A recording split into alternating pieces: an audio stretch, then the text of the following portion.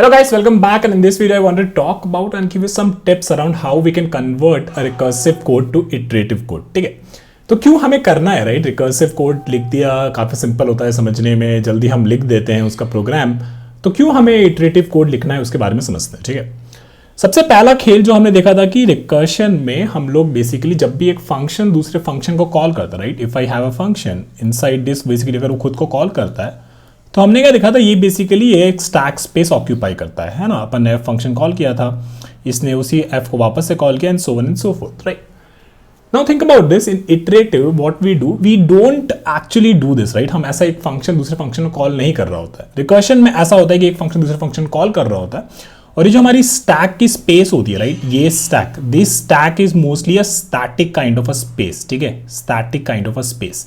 और ये जो मेमोरी होती है ना हमारी, ये बहुत लिमिटेड होती है। ठीक है, कंपेयर टू दिस आप देखोगे धीरे धीरे हमारा जो रिकर्सिव कोड होता है, अगर हम उसको इटरेटिव में कन्वर्ट करेंगे तो जनरली वी यूज स्टैक और queue to simulate that function call inside a function. ठीक है, तो वो स्टैक स्पेस जब हम इटरेटिव कोड में बनाते हैं या फिर एक स्टैक का यूज करते हैं, इट्स बेसिकली हीप मेमोरी। ठीक है, इटरेटिव में जब हम स्टैक बनाते हैं तो it's basically heap memory. Heap memory as compare to the static stack memory, जो बेसिकली एक फंक्शन दूसरे फंक्शन को कॉल करके बनाता है, वो काफी ज्यादा होती है, अवेलेबल हमें काफी ज्यादा होती है। इसीलिए कहा जाता है कि इटरेटिव कोड हमारा जनरली बेटर होता है। That's why writing iterative code for recursive avoids stack overflow. We know recursion uses the system called stack, which is mostly static. Deep recursion, अगर बहुत बड़ा रिकर्शन है तो आपको पता है कि अगर ये स्पेस मेरा लिमिटेड है और इसमें मैंने बहुत ज़्यादा स्पेस ऑक्यूपाई कर ली, तो इवेंचुअली क्या होने लगेगा, आपके कुछ फंक्शंस कॉल ड्रॉप होने लगेंगे और बेसिकली आपका प्रोग्राम भी क्रैश हो जाएगा, क्योंकि मेमोरी तो लिमिटेड है ना। अगर उस मेमोरी को हम ओवरफ्लो कर देंगे तो उस टाइम से हमारा प्रोग्राम फिर क्रैश होने लगेगा। Another thing that why should we convert recursive to iterative code is basically it improves efficiency. How? Let's understand. ठीक है, फंक्शन कॉल्स, जब भी हम फंक्शन कॉल्स करते हैं इसमें बेसिकली ओवरहेड होता है। फिर हमने ओवरहेड होता है मतलब कि एक्स्ट्रा स्पेस हम ऑक्यूपाई कर रहे हैं स्टैक स्पेस में। फिर हमने ये भी देखा था कि रिकर्शन में बहुत टाइम मुझे ऑप्टिमाइज करने के लिए what we do, we basically kind of use memorisation. ठीक है, तो ये सब हमें एक्स्ट्रा ज्ञान होना चाहिए, एक्स्ट्रा नॉलेज होनी चाहिए, so that we avoid computing और recomputing two sub problems that we have in recursion. ठीक है, तो बेसिकली इटरेटिव कोड में हमें उतना ज़्यादा ध्यान देने की जरूरत नहीं है, बट रिकर्शन में इन चीज़ों को मेरे को बहुत ध्यान देना पड़ता है कि कौन सा मेरा सब प्रॉब्लम है जो बार बार रिकैलकुलेट हो रहा है, तो उसको मैं कैसे मेमोराइजेशन के थ्रू या फिर टेल रिकर्शन के थ्रू उसे बेसिकली और ऑप्टिमाइज कर सकूँ। ठीक है, iterative code is also very easier to control. ठीक है, उसको डीबग करना काफी आसान होता है। जैसे हम बैक ट्रैकिंग में देख रहे थे कि कोई भी प्रॉब्लम होती है बैक ट्रैकिंग में, जब हम उसको इंप्लीमेंट कर रहे थे तो हमने क्या देखा कि यार उसमें जो रिकर्सिव कॉल्स हो रहे हैं वो बहुत डीप हो जाते हैं। Even though functions are very small, code भी बहुत छोटा सा है, पर इतनी सारी चीजें हो जाती हैं बड़े इनपुट के लिए कि उसको फिर ट्रेस करना बहुत डिफिकल्ट हो जाता है। Compare that to iterative code. Iterative code में आपके बेसिकली डेटा स्ट्रक्चर्स रहेंगे, उन डेटा स्ट्रक्चर्स में आप देखोगे कि कैसे एक डेटा स्ट्रक्चर भर रहा है, कैसे एक डेटा स्ट्रक्चर भर रहा है। उस टाइम पे कंपेयर दैट टू रिकर्शन, जहाँ पे बेसिकली बड़े बड़े इनपुट के लिए अगर हम कॉल कर रहे हैं तो recursive code is much easier to debug, right. उसको हम आसानी से देख सकते हैं कि क्या विजुअलाइज कर सकते हैं कि डेटा स्ट्रक्चर्स में क्या क्या हो रहा है। Okay, now that we have understood this, और मे बी थोड़ा बहुत कन्विंस कर लिया अगर मैंने आपको कि हमें रिकर्सिव को ट्राई करना चाहिए कि इटरेटिव कोड में लिखने का, नाउ लेट्स अंडरस्टैंड कि उसे लिखेंगे कैसे। इसमें केवल थ्योरी की बात करेंगे, नेक्स्ट वीडियो में हम बेसिकली इसके अराउंड 3-4 प्रॉब्लम्स डिस्कस करेंगे। ठीक है, रिकर्सिव टू इटरेटिव में सबसे पहले तो ये पता होना चाहिए कि अगर एक फंक्शन है बेसिकली, राइट, अगर वो फंक्शन अपने आप को अंदर कहीं कॉल कर रहा है तो बेसिकली ये हमें पता है कि दिस इज रिकर्सिव कोड। ठीक है, तो हुआ क्या होगा, इसमें बेसिकली कुछ पैरामीटर्स पास किए होंगे, फंक्शन कॉल कर रहे होंगे जब, तो हमने कुछ पैरामीटर्स पास किए होंगे और इसमें बेसिकली कुछ पैरामीटर्स से फंक्शन एक्सपेक्ट करता है। ठीक है, तो we have to identify this recursion parameters. Now what happens is that what value does the recursion function pass to itself, ये बेसिकली वो बन जाते हैं हमारा। बेसिकली अगर मेरे को मान लो रिकर्सिव टू इटरेटिव कोड लिखना है ना, तो थिंक अबाउट दिस कि अगर रिकर्सिव कोड है तो उसमें बेसिकली अगर इटरेटिव में मेरे को या तो एक स्टैक लगेगा या एक क्यू लगेगा। ठीक है, हमने अब आइडेंटिफाई कर लिया कि हाँ ठीक है भाई, इसमें कुछ पैरामीटर्स पास हो रहे हैं। ठीक है, तो ये पैरामीटर्स क्या होंगे, ये स्टैक में इनिशियल पैरामीटर्स बन जाएंगे। इनिशियल पैरामीटर्स हमारे स्टैक में बन जाएंगे, या फिर अगर आप क्यू यूज कर रहे हो तो क्यू में ये इनिशियल पैरामीटर्स बन जाएंगे। ठीक है, मैं दिखाऊंगा आपको नीचे की कैसे करना है, इसको एक टेम्पलेट भी दूंगा, but this is the idea behind that. Create a loop. जब भी रिकर्शन फंक्शन है उसका इटरेटिव वर्जन में एक लूप लिख दो। ठीक है।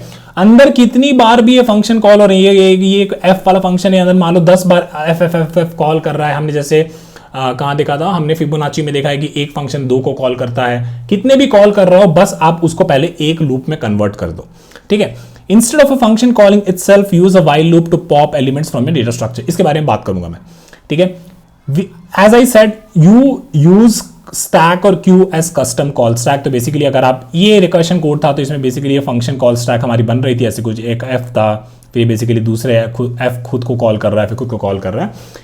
Instead of doing this, what we do, we create structures like this, stack और क्यू, राइट। ऐसे स्ट्रक्चर्स हम कॉल करते हैं और ये बेसिकली आपका बिहेव करता है एज कस्टम कॉल स्टैक, ठीक है।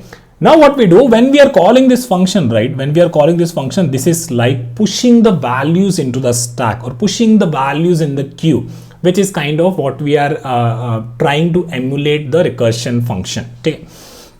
So that's why I said push new recursive calls into this data structure manually and repeat until empty. मैंने क्या बोला? मैंने बोला कि यार ये जो recursion function है, इसको basically iterative करने के लिए हम एक while loop लिखते हैं, ठीक है।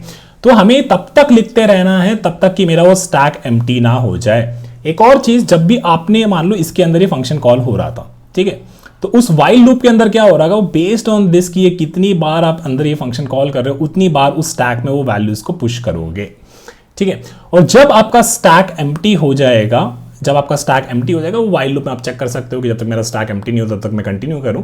That and when the stack is empty, this is when you say that all the recursion work is done, और basically all the work that we wanted to emulate of recursion through iterative is done, ठीक है। तो चलो अब इतना समझ में आ गया, तो अब ना थोड़ा सा इस टेम्पलेट को देखते हैं और यूजुअली समझते हैं कि हमने क्या क्या देखा है, ठीक है। तो रिकर्शन में क्या होता है कि आपका एक फंक्शन होता है, ठीक है। उस फंक्शन में आप कुछ पैरामीटर्स पास करते हो, P1, P2 and so on and so forth, ठीक है। Then what we have in recursion, we have some base case, right. Base case में बेसिकली आपने कुछ किया and then finally you return from the base case, ठीक है। Then what you do some processing, ठीक है। अगर बेस केस आपका नहीं बन रहा है तो आप क्या करते हो, आप कुछ प्रोसेसिंग करते हो यहाँ पे, ठीक है। मैंने इसका बहुत बेसिक वर्जन ऑफ रिकर्शन लिख रखा है यहाँ पे, बट इसको हम दिखेंगे कि इटरेटिव में कैसे कन्वर्ट करना है, क्या क्या एनालॉजीज बनानी है, ठीक है। तो हम क्या करते हैं, यहाँ पे कुछ प्रोसेसिंग करते हैं और फिर हम देखते हैं कि कुछ कंडीशन अगर मेरी सेटिस्फाई हो रही है तो maybe I will call this recursion function again with different parameters. और बेसिकली यहाँ पे मैंने एग्जांपल के लिए दो फंक्शन कॉल दिखा रहे हैं, दो फंक्शन कॉल दिखा रखे हैं इनसाइड अ फंक्शन कॉल, ठीक है। And if you see here for some condition, ठीक है, इसके ऊपर हमने कुछ प्रोसेसिंग कर ली। इसके बाद हमने क्या किया कि अगर वो कुछ मेरी कंडीशन सेटिस्फाई हो रही तो I am calling this with new parameters P1 dash and P2 dash, not P1 and P2, right. Because आपके पैरामीटर्स थोड़े मॉडिफाई होंगे या फिर रिड्यूस हो रहे होंगे इनपुट, एंड फाइनली आप ये बेस केस पे क्या कहते हो कि भैया आप चलो यहाँ से रिटर्न कर लो, ठीक है। Similarly I have return one more condition कि अगर एक और कंडीशन ये भी कुछ होती है, this condition to just are some conditions, right. वो पैरामीटर्स के अराउंड या वैल्यूज के अराउंड ये प्रोसेसिंग करने के बाद कुछ कंप्यूटेशंस के around, these are those conditions, ठीक है।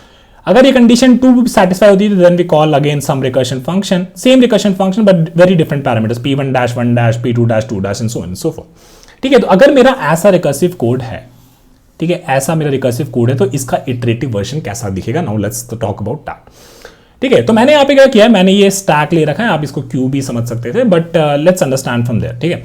तो हमने क्या किया, इनिशियली एक स्टैक बना दिया, और क्योंकि P1, P2 और इन पैरामीटर्स के साथ ये शुरू होने वाला है जब भी हम इसको कॉल करते, तो what we did is basically we pass this parameters P1, P2 and so on and so forth, ठीक है। इनिशियली हमने इसमें पास कर दिया क्योंकि जब ये फर्स्ट टाइम इस फंक्शन को कॉल करेंगे, ठीक है, जब फर्स्ट टाइम इस फंक्शन को कॉल करेंगे तो इसमें P1, P2 ये सारे पैरामीटर्स पास हुए होंगे, है ना। तो यही हमने स्टैक में भी किया, हमने P1, P2 and so on so forth ये सारे पास कर दिया स्टैक में। Now what we do, we have identified here कि यार यहाँ पे एक रिकर्शन होना है, मतलब कितने भी फंक्शन कॉल से doesn't matter, but if I see कि ये एक रिकर्शन फंक्शन टाइप का कोड है, तो मैंने क्या किया, मैंने यहाँ पे एक वाइल लूप लिख दिया। और ये वाइल लूप मैंने बेसिकली ये रखा कि जब तक मेरा स्टैक एम्प्टी नहीं हो रहा था, बेसिकली जब तक मेरा सारा वर्क डन नहीं हो रहा था जो मैं रिकर्सिव में देख रहा था इन टर्म्स ऑफ इटरेटिव, तब तक बेसिकली लूप मेरा चलेगा। Now what we do, basically a P1 और P2 पे अपन को कुछ काम करना होता, ये प्रोसेसिंग बेसिकली यही कह रहा है कि P1, P2 पे आपको कुछ काम करना होता है ना। तो what we do, we take the parameters out from the stack. यहाँ पे आप उसको प्रोसेस कर रहे थे P1, P2 जो आपने पास किया था, यहाँ पे आप स्टैक से पॉप करके उसको प्रोसेस कर रहे हो, ठीक है। नाउ व्हाट वी डू, ये P1 और P2 जो पैरामीटर्स हमने स्टैक से निकाले, this base case do something and return is basically translated here, ठीक है। यहाँ पे आपको इटरेटिव में यहाँ पे लिखना है base case do something and continue and return, जो भी, ठीक है। आपको कंटिन्यू करना है तो कंटिन्यू करो, रिटर्न करना है तो यहीं से आप रिटर्न कर जाओ, okay.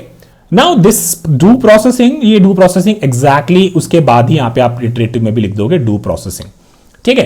And then this function call, जब आपने एक नया फंक्शन कॉल किया, ठीक है, जब आपने एक नया फंक्शन कॉल किया तो what you are doing is कि बेस्ड ऑन दिस कंडीशन, ठीक है, based on this condition you are trying to do another function call, है ना। तो आप क्या करोगे, आप बेसिकली कह सकते हो कि इस कंडीशन के हिसाब से आपने स्टैक में ये नए पैरामीटर्स पुश कर दिए, ठीक है, नया पैरामीटर्स पुश कर दिए।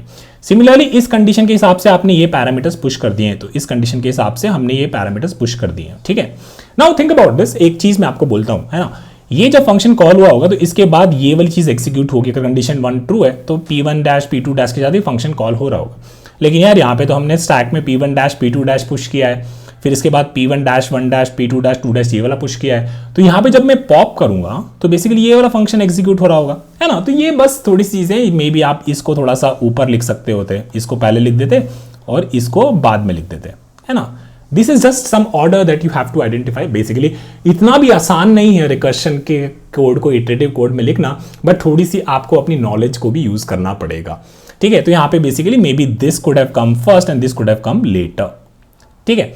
तो ये हमारा हो गया। इसके बाद जब तक हमारा स्टैक एम्प्टी नहीं हो जाता, ठीक है, तब तक हम इस काम को करते रहेंगे। दिस बेसिकली रिसेंबल्स कि कब आपका रिकर्सिव वर्क भी डन हो चुका है, ठीक है।